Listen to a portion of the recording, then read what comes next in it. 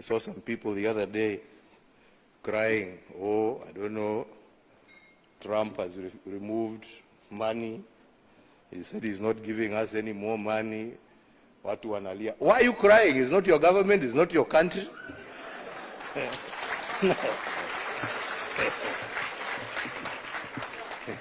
He has no reason to give you anything. I mean, you don't pay taxes in America. He is appealing to his people. Shauri yenu bana. This is a wake-up call for you to say, okay, what are we going to do to help ourselves? Instead of crying, to jiulize, what are we going to do? Haya ametoa hiyo pesa, sasa tutafanya namna gani jameni? What are we going to do? Yeah?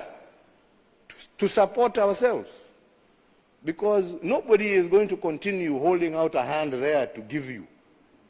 It is time for us to use our resources for the right things. We are the ones who are using them for the wrong things. The Mtaani program was intended to put money in people's pockets in order for them to be able to sustain themselves during that difficult time. In rural areas, people had their small plots and their ngombes and their mbuzis. But in urban areas, this was very difficult. So therefore, unlike what some people tried to indicate that this was a political agenda, it was totally aimed at ensuring that these Kenyans who, through no fault of their own, were unable to go to their places of work, at least would have an opportunity to earn a living and be able to continue to support their families during that most difficult time.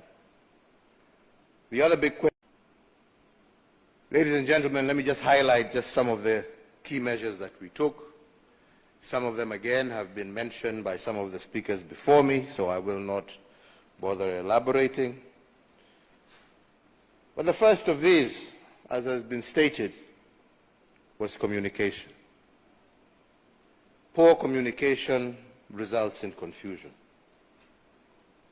And as we all know, communication during such a season as COVID was very important. Keeping the people informed and giving hope as they wondered what would happen next. So as a government, we agreed that the National Emergency Response Committee would be solely responsible for all forms of communication around the pandemic. And to this end, I authorize that only the Cabinet Secretary for Health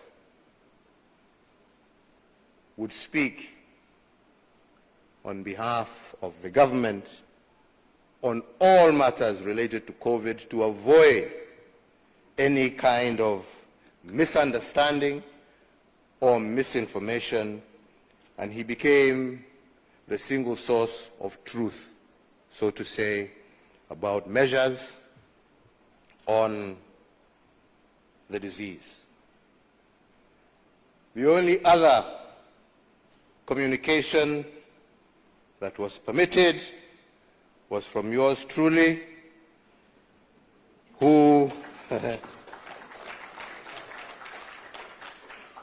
would speak from time to time when landmark decisions needed to be made, especially those related to the lockdown, economic stimulus, and calls for calm, and so on.